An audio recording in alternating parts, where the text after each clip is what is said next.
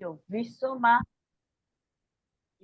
કુલ 6 દ્રવ્ય છે જે આપણે જાણીએ છીએ: જીવ, પૂતગલ, ધર્મસ્થિકાય, અધર્મસ્થિકાય, આકાશ અને કાળ. એવી જ રીતે 7 તત્વ છે. અને 7 કયો કે 9 કયો કોઈ પણ ચાલે. 7 તત્વની અંદર જીવ, અજીવ, આશ્રવ, સંવર, બંધ, નિર્જરા અને મોક્ષ.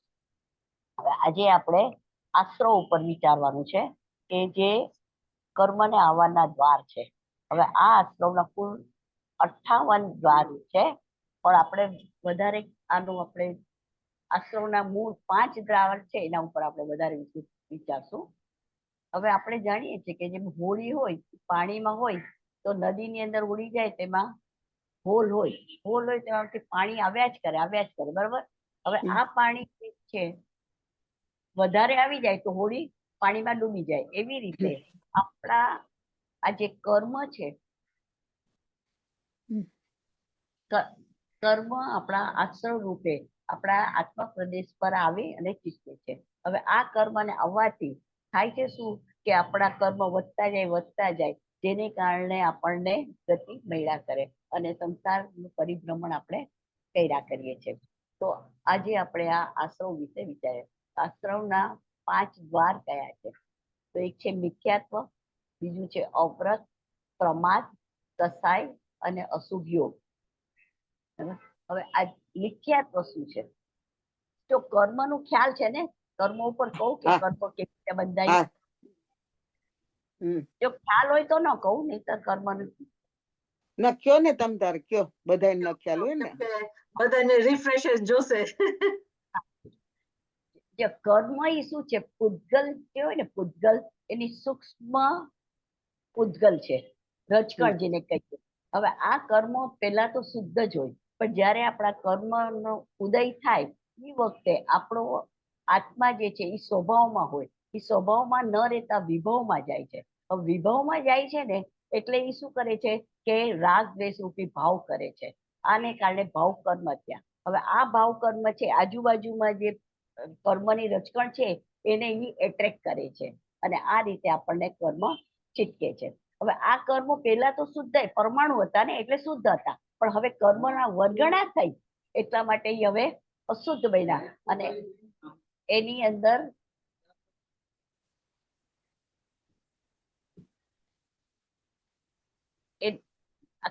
કર્મ આપણને ચીટક્યા. એટલે આ કર્મ ને ખબર નથી હવે કે મારે કયા રૂપે પરિણમવું. જેમ આપણને ખબર છે કે આપણે હવે રોટલી દાળ ભાત શાક ખાઈએ તો આપણને ખ્યાલ નથી આવતો બરાબર કે એમાંથી લોહી બનશે કે બોન બનશે કે ફ્લેશ બનશે, પણ એની મેળે ઓટોમેટિક બધું ડિવાઈડ થઈ જાય છે ને.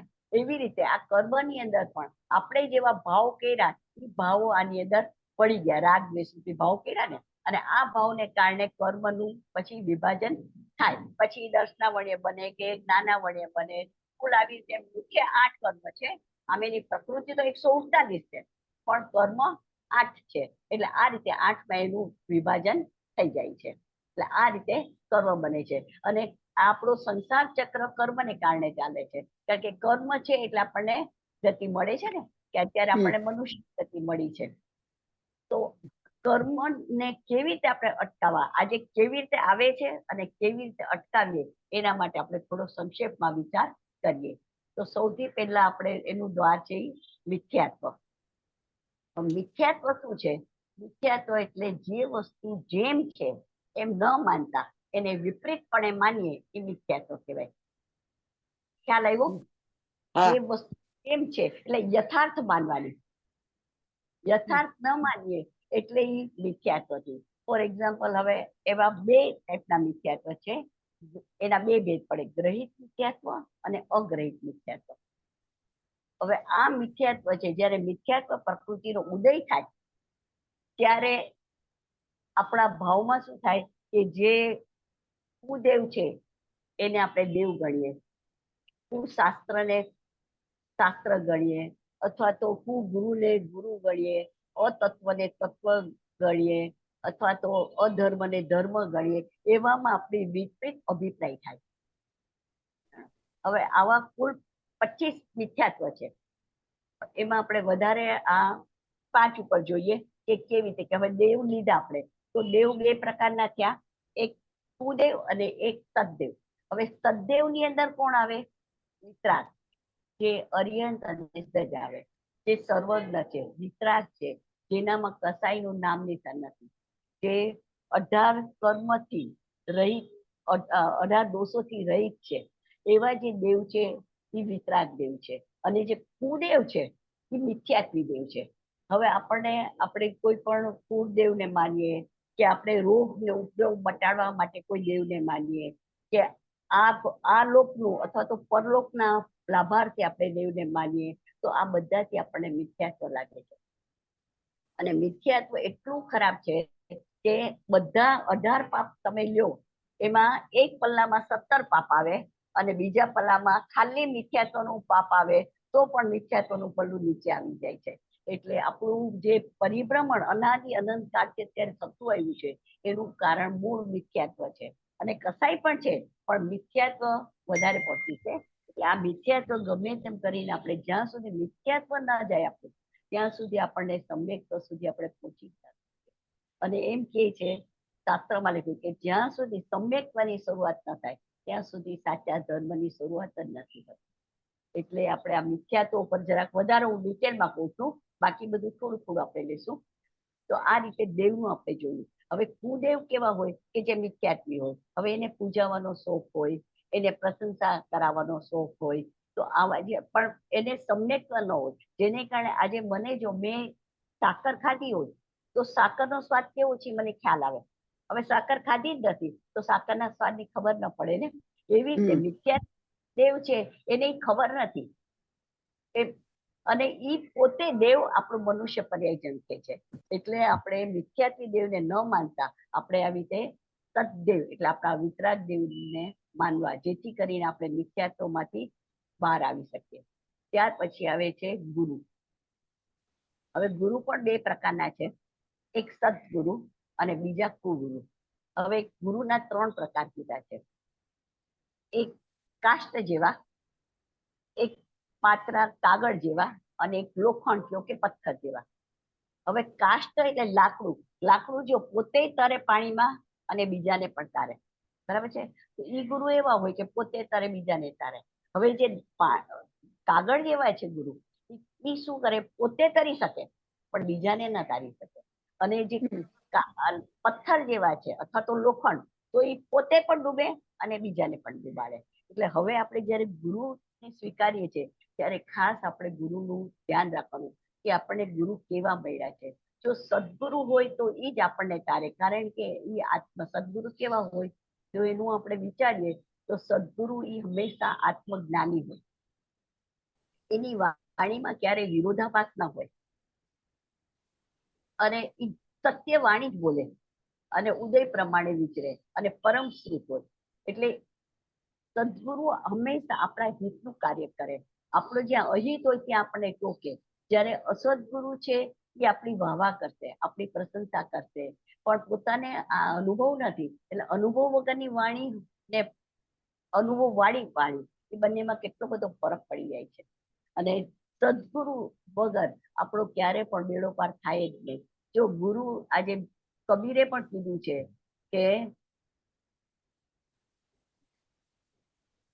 કે ગુરુ ગોવિંદ દોનો ખડે, इसको लागू पाए, બનિહારી ગુરુ આપને ગોવિંદ દિયો બતાય. એટલે પ્રત્યક્ષ સદગુરુ જે છે, પ્રત્યક્ષ સદગુરુ જે વેલ્યુ છે, એ કદાચ આપણે એમ કહી શકીએ વિતરાગી ભગવાન અત્યારે જે હાજર નથી, એના કરતા પણ અત્યારે પ્રત્યક્ષ ગુરુની વેલ્યુ વધારે થાય.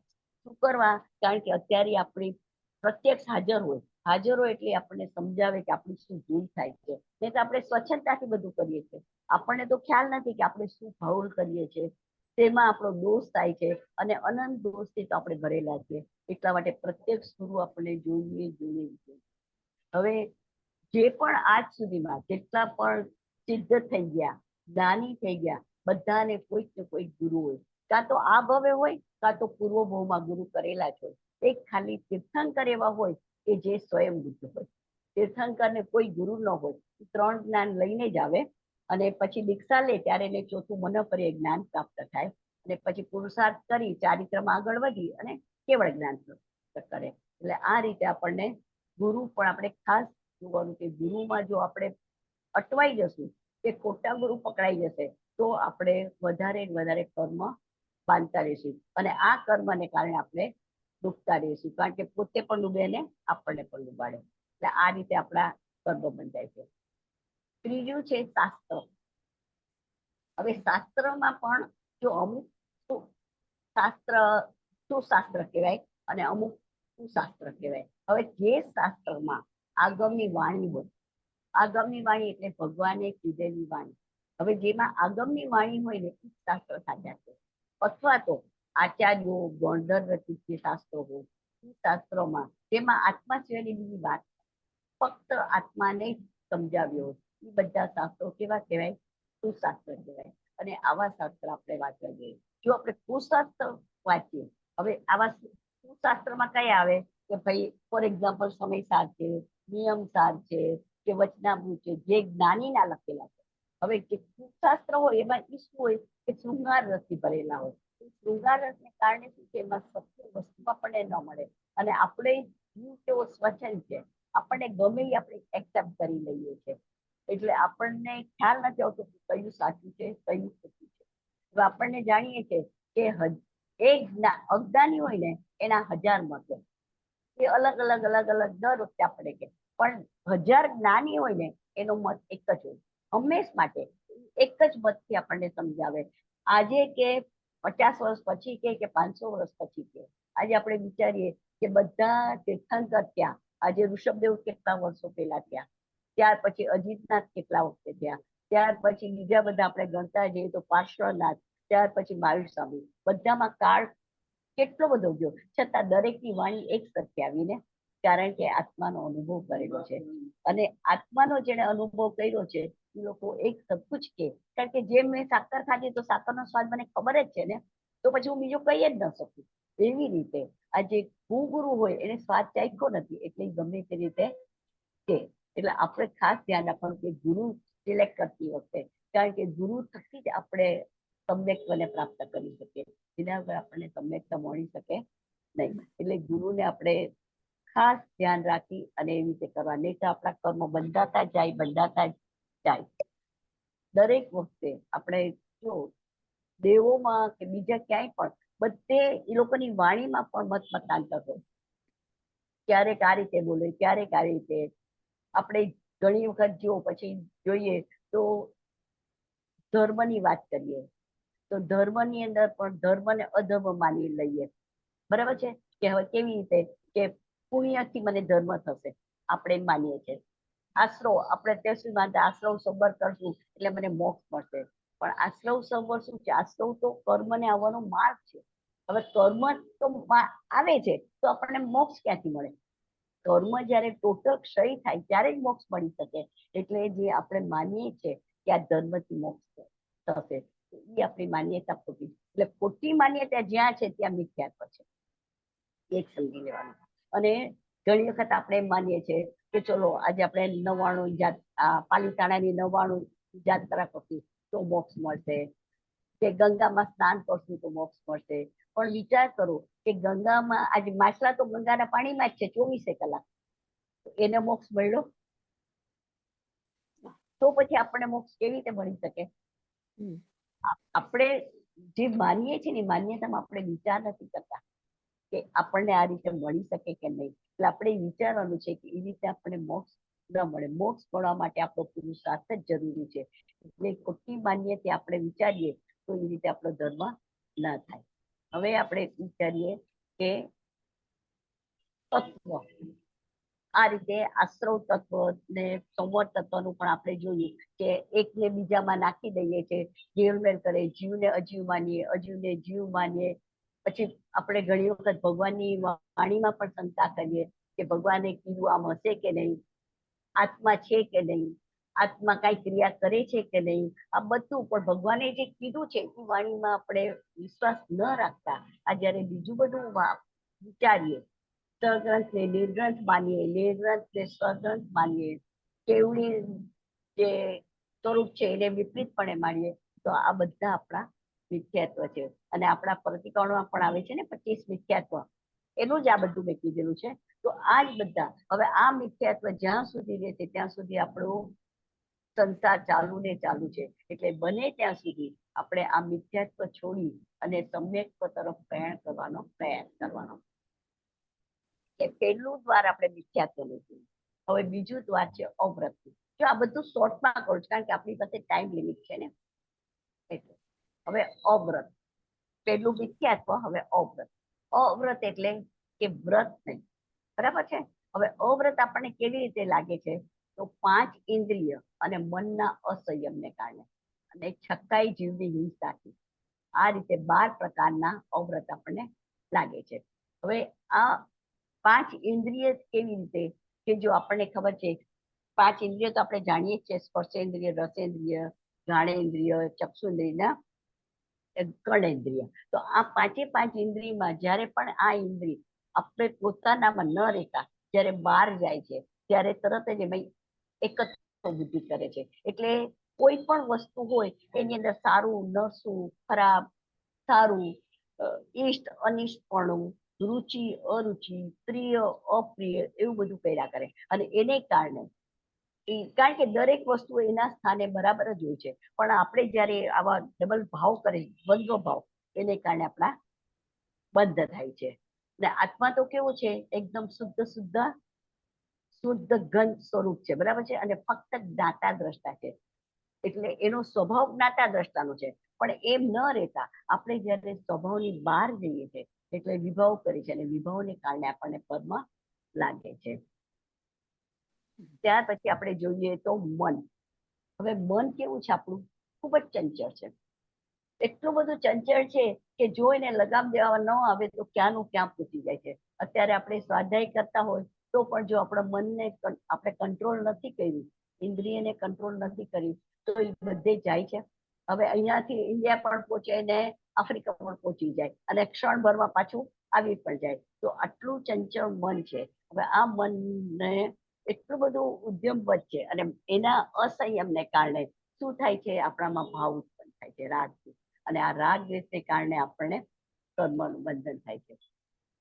અને આ બંધનને અટકાવવા માટે ભગવાને આપણને 5 સમિતિ આપી છે, બરાબર છે. ક્રિયા સમિતિ, એષણા સમિતિ, એટલે આપણે એનું આચરણ કરવાનું છે. અને આપણે કરીએ પણ છીએ થોડું ઘણું, પણ જેટલું જોઈએ એટલું આપણને હજી ન થયું હોય તો હવે થોડું ઘણું આપણા ખ્યાલમાં હોય તો આપણે એ રીતે વ્રતમાં આપણે આવી શકીએ છીએ. ત્યાર પછી છે છક્કાઈ જીવની હિંસા. હવે જો આ તો આપણને છે ને બહુ જ ઇમ્પોર્ટન્ટ છે. એનું કારણ શું છે કે સ્થૂળ વસ્તુમાં તો આપણને ધ્યાન છે, કારણ કે આપણે જૈન કુળમાં જન્મ લીધો છે. આપણા જન્મથી જ આપણા સંસ્કાર છે કે આપણાથી હિંસા ન થાય, આપણે કોઈને દુઃખ ન દેવાય, આપણે કોઈને હેરાન ના કરાય. પણ જે સૂક્ષ્મ વસ્તુ છે ને એમાં આપણો ખ્યાલ નથી રહેતો. ફોર એક્ઝામ્પલ, સવારના ઉઠીને આપણે અણગળ પાણી કદાચ વાપરી લઈએ, ગેસને પૂંજા વગરનો ગેસ વાપરીએ, તો આવા એમાં જે પણ સૂક્ષ્મ જીવાત રહી ગઈ હોય તે આપણા ખ્યાલમાં ન આવે. કોઈ પણ વસ્ત્ર આપણે ઉતાવળની અંદર આપણે લઈ લઈએ પણ એને આપણે ખંખેરીએ નહીં તો આ બધાને કારણે એમાં જીવ મરી જાય. પ્લસ આ જે એકેન્દ્રિય છે જેવા કે વનસ્પતિ, તો આ એકેન્દ્રિયની અંદર જીવ છે એ આપણને અત્યાર સુધી ખ્યાલ પણ નહોતો. આપણને જયારે જગદીશચંદ્ર બોઝે અત્યારે સાયન્સે પણ પ્રૂવ કર્યું ને કે એકેન્દ્રિયમાં જીવ છે, એને પણ હર્ષ, શોક, લાગણી બધાને ખ્યાલ આવે છે એવી રીતે. અને આપણે ગમે ત્યારે ફૂલ તોડી લઈએ, પાંદડા તોડીએ, હાલતા ચાલતા ડાળીઓને આમ કેમ કે નાખે, તો આ બધાથી આપણને કેટલું પાપ લાગે છે, કારણ કે એ જીવને દુઃખ થાય છે. કદાચ એ જીવનું મૃત્યુ પણ થાય તો એના નિમિત્ત આપણે બની ગયા એટલે આપણને પણ પાપ લાગી જાય. બીજું, ઘાસ પર આપણે જો વધારે તો અત્યારે આપણે ફેશનમાં આજે લોન પર ચાલીએ છીએ આપણા શરીરને સ્વાસ્થ્ય માટે, પણ આ લોન ઘાસ છે તો એકેન્દ્રિય જીવ છે. હવે આ એકેન્દ્રિય જીવ પર જયારે આપણે ચાલીએ છીએ ત્યારે જેમ કે આજે એક પ્રેગ્નન્ટ વુમન હોય, હવે એના પેટ પર તમે પગ મૂકો તો એને કેટલું દર્દ થાય, એટલું દર્દ આ ઘાસ પર જયારે આપણે પગ મૂકીએ છીએ ને ત્યારે ઘાસને થાય છે. તો અને આપણે જો આ બધા જગ્યાએ 84 લાખ યોનિમાં આપણો જીવ ફરી ફરીને 1-2 વાર નહીં અનંતવાર ફરી જાય. હવે આ જો આપણે વિચારીએ ત્યારે આપણને ખ્યાલ આવે કે તો આવા દુઃખ આપણે પણ સહન કર્યા તો એ જીવને કેટલું દુઃખ થયું છે. તો એના માટે થઈને પણ આપણે એટલી બધી કાળજી લેવાની જરૂર છે કે ભલે આજે આપણે મોડર્ન થતા ગયા છે, પણ હવે ઓપનમાં આપણે આજે મેરેજ કરીએ છીએ, પણ આ વસ્તુ જો આપણે કેર કરીએ તો આપણે આપણા કર્મને અટકાવી શકીએ.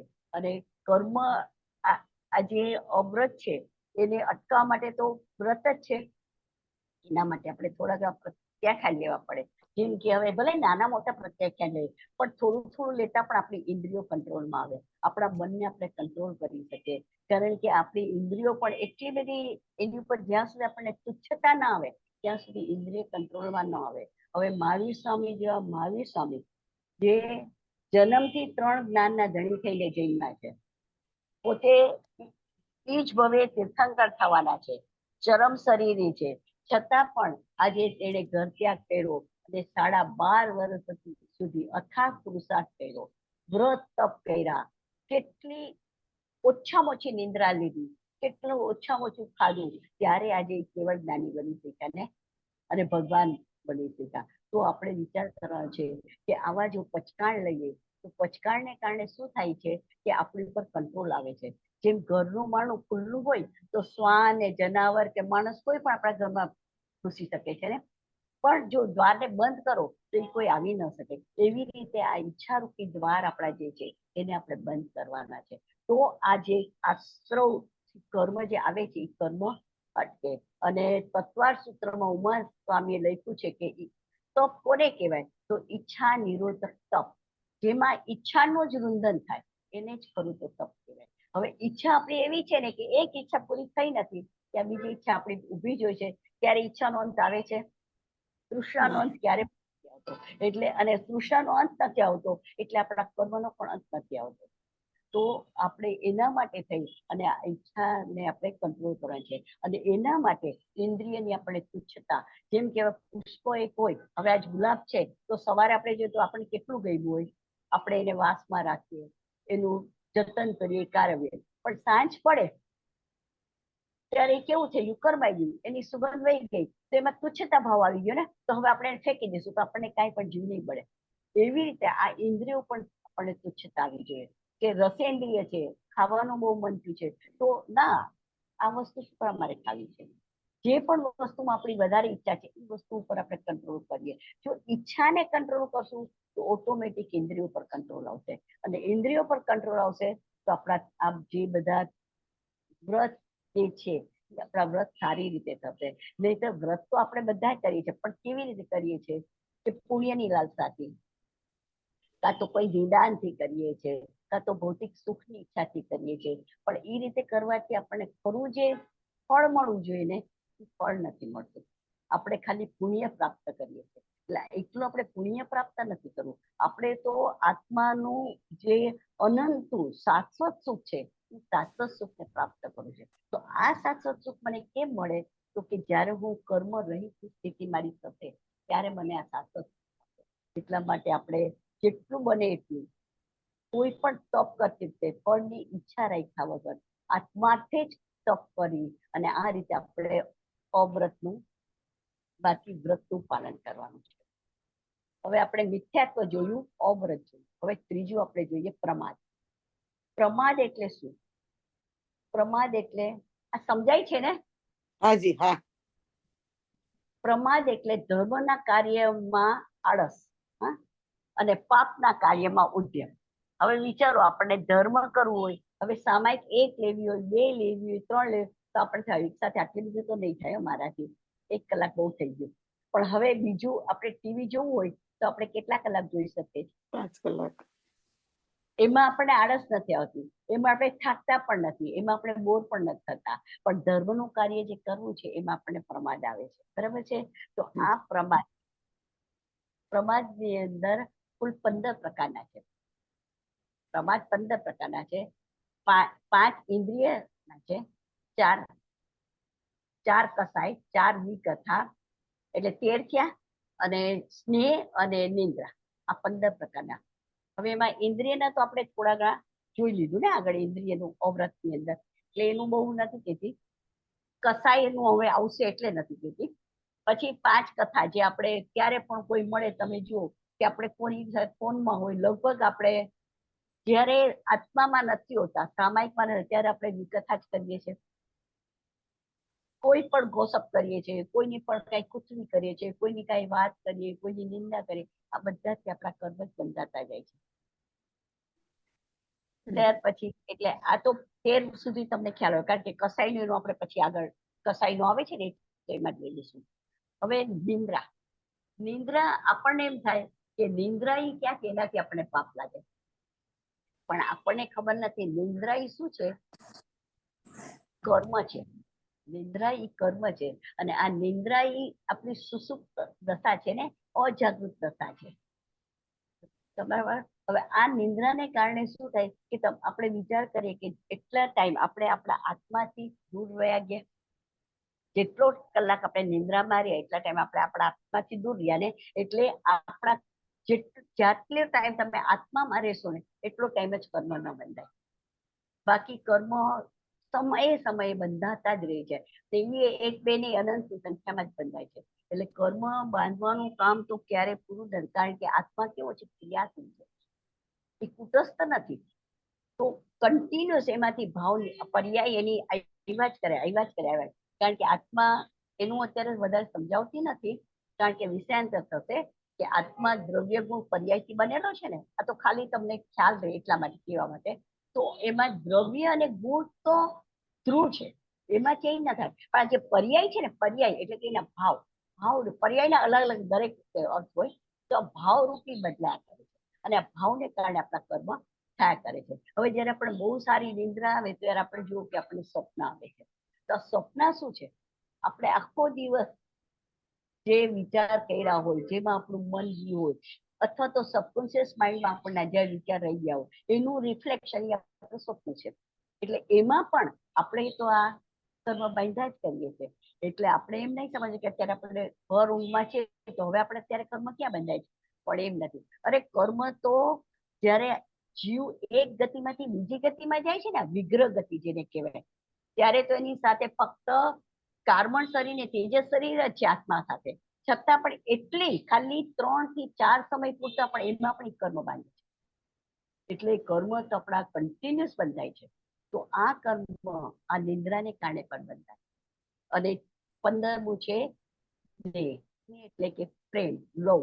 હવે આપણને ખબર છે કે આપણે પોતાના આજે સ્ત્રી, પુત્ર, પરિવાર આ બધા ઉપર આપણે સ્નેહ છે, પણ ખરેખર આપણે વિચાર કરીએ તો એ મારા છે, એ કોઈ મારા નથી. કારણ કે આત્મા એકલો આવ્યો છે, એકલો જવાનો છે. એકત્વ ભાવના, અનિત્ય ભાવના જો આપણે વિચાર કરીએ તો આપણને ખ્યાલ આવે કે આત્મા સાથે કોઈ આવતા, અને આત્માનું કોઈ છે જ નહીં. આત્માના કોઈ બાપે નથી, આત્માની કોઈ માં નથી, કે આત્માના પુત્ર નથી, છતાં આપણે એ બધાને આપણા ગણીએ છીએ. આપણા ગણીએ છીએ એટલે આ મિથ્યા. આપણે ડગલે ને પગલે આપણે મિથ્યાત્વનો અનુભવ કરીએ છીએ. મિથ્યાત્વનું તો અમે એટલું બધું લાંબુ છે કે તમે ગમે એટલું સમજાવો, ગમે એટલું સમજાવો પૂરું ન થાય, એટલું મિથ્યાત્વ છે. કારણ કે અનાદિ અનંત કાળ આજે આ જીવ ક્યારે થયો આપણને ખબર છે? પેલા ઈંડું કે પેલા મરઘી, એ આપણને નથી ખબર. એવી છે પેલા કર્મ કે પેલા જીવ, આપણને નથી ખબર. એટલે અનાદિ અનંત કાળથી આપણો આ જીવ છે. આ જીવ એટલે આ રીતે કર્મ બાંધ્યા જ કરે છે. એટલા માટે તો ભગવાન મહાવીરે એના પેલા ગણધર ગૌતમ સ્વામી, કે જે 4 જ્ઞાનના ધણી છે, 6 7 ગુણ સ્થાને છે, અને ભગવાનના કેટલા ડિવોટી છે કે 24 કલાક ભગવાનની સામે ને સામે રહે છે, ભગવાનની આજ્ઞાનું ધાકડે ધાકડ પાલન કરે છે. છતાં ભગવાન એને શું કહે છે કે હે ગૌતમ, એક સમય માત્રનો તું પ્રમાદ નહીં કર, સમય ગોય માં પમાય. એટલે કે હે ગૌતમ, તું એક સમય માત્રનો પ્રમાદ નહીં કર. અને એક સમય એટલે કેટલો નાનો ભાગ છે ખબર છે? સેકન્ડનો અનંતનો ભાગ. એટલે કે 0.000 એવો 13 વખત 0 અને પછી 17, એટલી સેકન્ડ બરાબર એક. હવે વિચાર કરો, એક આંખનો તમે પલકારો મારો ને, ખાલી આંખને આમ બ્લિંક કરો ને, એટલી વારમાં અનંતા સમય વહે. તો એક સમયનો પણ જ્યારે ગૌતમ જેવા ને કહે છે મહાવીર કે એક સમયનો પ્રમાદ નહીં કર, તો આપણે આ તો કેવા પ્રમાદમાં રહીએ છીએ, કેટલા કલાક આપણા પ્રમાદમાં જાય છે. તો આપણે તો શું, ભગવાન કે આપણે વિચારવાનું છે જો ત્રિરાશી મૂકીએ તો આપણને ખ્યાલ આવે કે આપણે કેટલા પ્રમાદમાં હોઈએ છીએ. એટલે મિથ્યાત્વ, અવ્રત, પ્રમાદ 3 આપણે કર્યા. આમાં કઈ ડાઉટ છે? ના. હવે કસાય ચોથું લઉં છું. કસાય કસાય એટલે કસ વત્તા આઈ. જો સંધિ છોડીએ તો કસ વત્તા આઈ. કસ એટલે સંસાર અને આઈ એટલે લાભ અથવા તો આવક. સંસારની આવક અથવા તો સંસારની વૃદ્ધિ એને કસાય કહેવાય. જો આ કસાય મુખ્ય કર્મનું કારણ હોય તો કસાય અને મિથ્યા. કસાય કુલ 25 પ્રકારના છે. એમાં મુખ્ય 4, બરાબર? ક્રોધ, માન, માયા, લોભ. હવે આ દરેક કસાયના પાછા 4 ભાગ. હવે એના જો અનંતાનુબંધી, પ્રત્યાખ્યાન, અપ્રત્યાખ્યાન અને સંજ્વલન. એટલે કે અનંતાનુબંધી ક્રોધ, માન, માયા, લોભ. પછી પ્રત્યાખ્યાની ક્રોધ, માન, માયા, લોભ. અપ્રત્યાખ્યાની ક્રોધ, માન, માયા, લોભ અને સંજ્વલન ક્રોધ, માયા. હવે અનંતાનુબંધી કોને કહેવાય? કે જે કર્મ અનંત કાળ સુધી જેનો અનુબંધ ચાલ્યા જ કરે એને અનંતાનુબંધી. અને જ્યાં સુધી મિથ્યાત્વ હોય ત્યાં સુધી અનંતાનુબંધી કર્મ રે. આપણે એને છોડી ન શકીએ. એટલે સૌથી પહેલું જ્યારે ચોથા ગુણ સ્થાને તમે આવો ને, તમને પાક્કી શ્રદ્ધા થાય કે નહીં, હવે હું આત્મા જ છું, આ દેહ હું નથી. જ્યારે શ્રદ્ધા પાક્કી થઈ ત્યારે તમને સમ્યક્ત્વ થાય. અને સમ્યક્ત્વ એટલે આત્માની સાચી શ્રદ્ધા, બીજું કાંઈ નહીં. અને આ સમ્યક્ત્વ થાય એટલે અનંતાનુબંધી કસાયની ચોપડી થઈ જાય. પછી 5મા ગુણ સ્થાને તમારા પ્રત્યાખ્યાન ન વણીએ કર્મ જે છે એ જાય. પછી 6ઠા 7મા ગુણ સ્થાને એટલે કે મુનિ અવસ્થામાં તમારા અપ્રત્યાખ્યાની જાય. અને 12મા ગુણ સ્થાને છે સંજ્વલન કસાય જાય.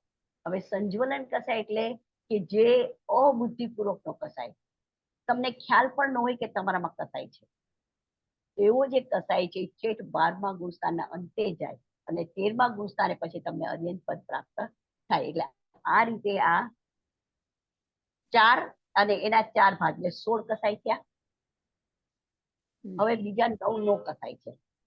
હવે નો કસાય એટલે એનો નો એટલે નહીં એમ નહીં. નો એટલે અલ્પ, થોડા. સમજાણું? અલ્પ કસાય. તો ઈ કયા છે? હાસ્ય, રતિ, અરતિ, ભય, શોક, જુગુપ્સા, સ્ત્રીવેદ, પુરુષવેદ અને નપુંસકવેદ. તો આનાથી કર્મ થાય પણ થોડા ઓછા થાય કમ્પેરેટિવ. આજે કસાયથી જે નિકાચિત કર્મ આપણા બનતા હોય ને એટલા બધા નહીં, પણ આ થોડા નિધક જેવા બને. એટલે સહેલાઈથી નીકળી શકે એવા હોય. પણ કર્મ તો થાય જ. કર્મ ન થાય એમ આપણે ના કહી શકીએ. તો આ રીતે એટલે આ કસાય છે તો કસાયની અંદર રાગદ્વેષ આવી જ જવાના આપણા. કસાય હોય એમાં રાગદ્વેષ હોય. હવે દ્વેષ તો તમને ખબર છે, ક્રોધ તમને દેખાય છે કારણ કે ઘોડો છે. પણ રાગ જે છે ને, રાગ આપણને એમ થાય છે કે રાગમાં શું તો સારો જ કહેવાય ને. અને રાગના પણ 2 પ્રકાર છે, પ્રશસ્ત રાગ ને અપ્રશસ્ત રાગ. હવે પ્રશસ્ત રાગ કોને કહેવાય? કે શાસ્ત્ર, દેવગુરુ શાસ્ત્ર પરનો જે રાગ છે પ્રશસ્ત રાગ છે. પણ છતાં પણ એનાથી શુભ કર્મ બંધાય. અને જે બીજો જે આપણો જે રાગ છે એ બધો અપ્રશસ્ત રાગમાં આવશે. પણ આ જે રાગ છે એનાથી પણ આપણા કર્મ તો બંધાય જ છે. કારણ કે પ્રશસ્ત રાગથી પણ એ શુભ કર્મ બંધાય. અને શુભ કર્મ બાંધો કે અશુભ કર્મ બાંધો, કર્મ એ કર્મ છે ને. એટલે આ બંને, એક સોનાની બેડી છે, એક લોખંડની બેડી. પણ બેડી તો માણસને બાંધે છે, જકડી રાખે છે, જેલમાં પૂરે છે. એટલે 2 માંથી એક બેડી સારી ન કહેવાય. હવે પ્રશસ્ત રાગ આપણને ખબર છે કે ગૌતમ સ્વામીને, મહાવીર સ્વામી ઉપર કેટલો પ્રશસ્ત રાગ હતો કે જેને કારણે આજે ગૌતમ સ્વામીના પોતાના 1500 શિષ્યોને કેવળ જ્ઞાન થયું, પણ ગૌતમ સ્વામીને ન થયું. શું કરવા? મહાવીર સ્વામી ઉપરના પ્રશસ્ત રાગને કારણે. એવી જ રીતે આપણને ખબર છે બાહુબલીજીનું ઉદાહરણ લઈએ કે બાહુબલીજીએ 1 વર્ષ સુધી એક સરખું તપ કર્યું. શરીરને કૃશ કરી નાખ્યું, સૌ હાડકાં માંસ દેખાવા માંડ્યા, શરીર પર વેલડીઓ વીંટાઈ ગઈ, પક્ષીઓએ એમાં ઝાડા બાંધી દીધા, સાપ વીંટળાઈ ગયા, છતાં પણ એમાંથી ટસમસ ન થયા અને ધ્યાનમાં પોતાનામાં રહ્યા. તો પણ એને કેવળ જ્ઞાન ન થયું. તેના માટે એક માન જેવા નાના કસાય, એટલા માટે આપણે એ ધ્યાન રાખવાનું છે કે ગમે તેવું એક નાનામાં નાનો પણ જો કસાઈ રહી જાય છે તો એ આપણને આગળ વધવા નથી દેતો. તો આ બેયના ઉદાહરણથી આપણે સમજવાનું છે કે કસાઈ આપણને કેટલું નુકસાન કરે છે. અને જો આપણી મોક્ષની અભિલાષા છે તો આપણે જેમ બને એમ આ કસાઈને ઓછા કરવા જ પડે. કારણ કે આ કસાઈથી જ કસાઈ થયા એટલે તમે રાગ દ્વેષ કર્યા, રાગ દ્વેષ કર્યા એટલે તમને ગતિ મળી, ગતિ મળી એટલે તમને દેહ મળ્યો, દેહ મળ્યો એટલે ઇન્દ્રિય મળી, ઇન્દ્રિય મળી એટલે પર્યાય ભાવ થયા, ભાવ થયા એટલે વળી કસાઈ થયા. તો આપણું જે ચક્ર છે સંસારનું ચક્ર આમ નામ ચાલ્યા જ કરે, ચાલ્યા જ કરે. પણ આનો અંત તો લાવવો જ પડે. જો અંત લાવવો હોય તો આપણે ધીરે ધીરે કસાઈમાં આપણે ઉપશાંતતા લાવવી પડે. જેટલા બને એટલું ક્ષમતા ભાવ લાવવો જોઈએ, શાંતિ લાવવી જોઈએ. જો એવું નથી કે આપણે કસાઈને છોડી નથી શકતા. આજે જેટલા જેટલા જ્ઞાનીઓ થઈ ગયા, જેટલા સિદ્ધ થયા, એ બધાએ આ બધું કર્યું છે તો જ એ લોકો સિદ્ધ થઈ શકે ને. એટલે આપણે પ્રયત્ન આપણે કરી અને આગળ વધવાનું છે. અને આ કર્મ કેમ ઓછા થાય એનું આપણે ધ્યાન રાખવાનું છે. હવે આપણે છેલ્લું જોઈએ અશુભ યોગ. યોગ એટલે જોડાણ, કોઈ પણ વસ્તુ સાથેનું જોડાણ. હવે અહીંયા આગળ શું છે, કોનું જોડાણ છે તો આત્માનું ને કર્મનું. કર્મનું આત્મા સાથેનું જોડાણ. જોડાણ એટલે ખાલી આમ ચીટકીને રહે, જો અંદર પ્રવેશે નહીં. પ્રવેશે તો એના અંદર વયો ગયો, એમાં ના જાય, ખાલી આમ બહાર હોય. હવે આ જોડાણ છે એને આપણે યોગ કહેવાય છે. હવે આ યોગના બે પ્રકાર છે, શુભ યોગ ને અશુભ યોગ. હવે શુભ યોગ હોય તો આપણે પુણ્ય કરીએ છીએ એટલે આપણને સારી ગતિ મળે, જેમ કે દેવગતિ છે કે મનુષ્ય ગતિ. અને અશુભ યોગ કરીએ તો આપણને નરક ગતિ કે તિર્યંચ ગતિ મળે. એટલે આ રીતે પણ ગતિ તો છે જ, ગતિ વગર તમે નથી થતા. એટલે આ યોગને અટકાવવા માટે પણ આપણે પ્રયત્ન કરીએ. એના માટે આપણને ભગવાને મન વચન કાયા ની 3 ગુપ્તી કીધી છે. અને આપણા આ જોડાણ પણ મન વચન કાયાથી થાય છે. હવે આપણે કાયા જોઈએ છે કે ભાઈ આપણા કોઈ પણ એક્સપ્રેશનથી આપણને કોઈ પર ગુસ્સો આવ્યો, ઘણી વખત આપણે વ્યક્ત ના કરી શકીએ પણ આપણા એક્સપ્રેશન પરથી તો ખ્યાલ આવે જ ને કે આપણે આ ગુસ્સો કર્યો છે. તો એટલે આપણા કર્મ તો બંધાય. ઘણી આપણી આંખ લાલ થઈ જાય, આપણા ગુસ્સા મોઢા પર એકદમ ગુસ્સો ગુસ્સો દેખાય, કે આપણી આંખ કપાળ પર તરકીઓ આવી જાય. એવી જ રીતે કાયાથી થાય, આપણે કાયાને હલાવીએ કરીએ છીએ. એવી રીતે વચનથી આપણે કહીએ, આપણે કોઈને કઠોર વચન કહીએ, કોઈને કોઈનું ઇન્સર્ટ કરીએ, કોઈની માનહાનિ કરીએ, કોઈને ખરાબ વચનો કીધા હોય તો એને દુઃખ થાય. તો આને કારણે આપણને પણ એના પાપ લાગે છે. અને છેલ્લે મનથી, તો મનથી તો આપણે જાણીએ છીએ કે મન કેવો છે ઘોડો, કે ગમે એટલે એને કંટ્રોલમાં રાખીએ, જેટલો વધારે કંટ્રોલ રાખો એટલો ડબલ ઉછળે છે. મન પર કાબુ લાવવો એ જ મોટામાં મોટું આપણું પુરુષાર્થ છે. હવે આને જ્યારે આપણે જો કાબુમાં લાવીએ તો જ આપણા કર્મ ઓછા થાય, નહીતર આ કર્મ આપણા થયા જ કરે છે. તો આપણે જોયું કે આ રીતે આપણે આ 5 રીતે, આ 5 દ્વારથી આપણા આત્મા પર કર્મ પ્રવેશ, આશ્રવ દ્વારા આત્મા પર કર્મ પ્રવેશ કરે છે.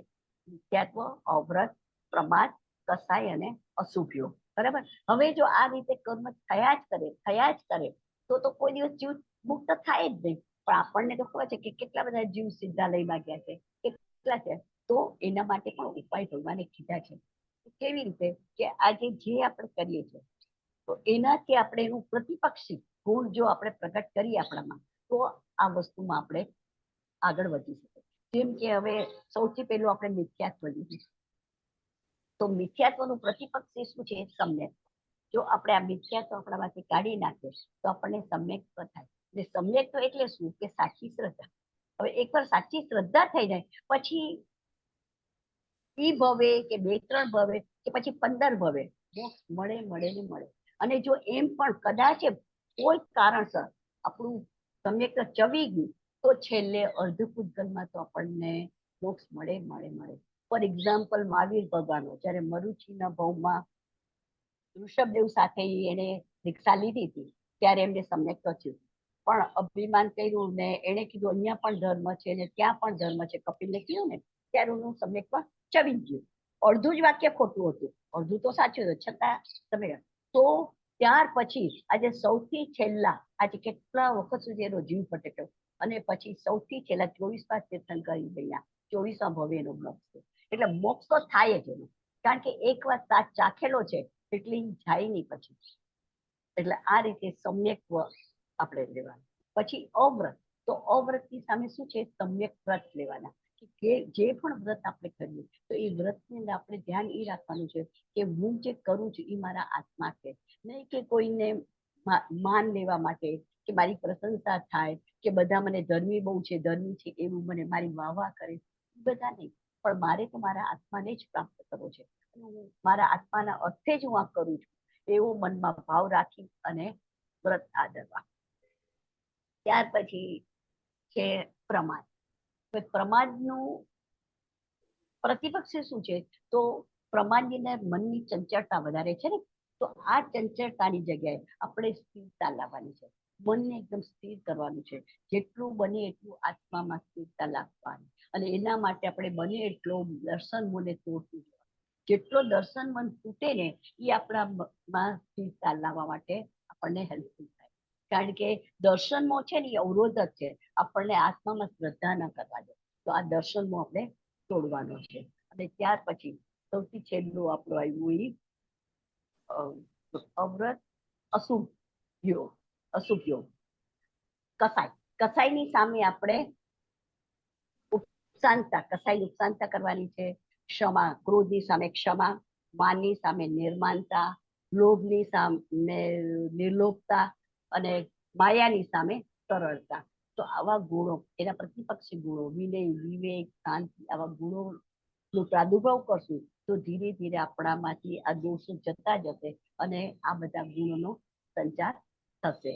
અને છેલ્લું અશુભ યોગ. હવે અશુભ યોગમાંથી આપણે શુભ યોગમાં આવવાનું છે. અને જેટલું બને એટલું આખો દિવસ આપણે વિચારવા જેટલું હું કોણ છું, ક્યાંથી થયું અને શું કરું પછી મારું કરું. જેમ બને એમ આત્માના ને આત્માના જ વિચાર કરવાથી આપણો અશુભ યોગ જશે અને શુભ યોગમાં આપણે પ્રવેશ કરશું. આ રીતે ધીરે ધીરે ધીરે આપણે જ્યારે પોતાના સ્વરૂપનું આચરણ કરશું તો આપણામાં સ્થિરતા આવશે. કારણ કે સ્વચ્છંદ અને પ્રતિબંધ આ બે જ બળ એવા છે કે જે આપણને આત્માથી દૂર ખસેડે છે. તો એની જગ્યાએ આપણને આપણા આત્મામાં સ્થિરતા આવી જશે અને ધર્મની શરૂઆત થશે. ધર્મની શરૂઆત થશે તો આપણામાં સંવેગ, નિર્વેગ, આસ્થા અને અનુકંપા જે 5 ગુણો છે એ બીજનું રોપણ થશે અને એ ધીરે ધીરે ફળીભૂત થઈ ચારિત્રમાં સ્થિરતા આવી જશે. ચારિત્ર સમ્યક જ્ઞાન થશે અને એ ફૂલી ફાડી અને વૃક્ષ બનશે. કેમ કે બીજનો ચંદ્ર છે એ એકવાર ઉગ્યો તો પૂર્ણ થવાનો છે, પૂનમ થવાની છે. એવી રીતે એકવાર સમ્યક થયું તો એ આપણને મોક્ષ લાવીને જ દેશે. એટલે બને એટલું આપણે આપણામાં સ્થિરતા કરી આ રીતે સંવર અને નિર્જરા કરી અને મોક્ષમાં આપણે વહેલા ને વહેલા પ્રયાણ કરીએ એવી શુભેચ્છા સાથે દેવની આજ્ઞામાં કાંઈ તમારાથી વધારે ઓછું બોલાય કર્યું એવું છે. ઘણું સરસ શોભનાબેન, બહુ સરસ સમજાવ્યું મિથ્યાત્વ વિશે. Shabnaben, thank you. બંધ કરજો, રેકોર્ડિંગ બંધ કરજો પેલા. Yes, of course. હા.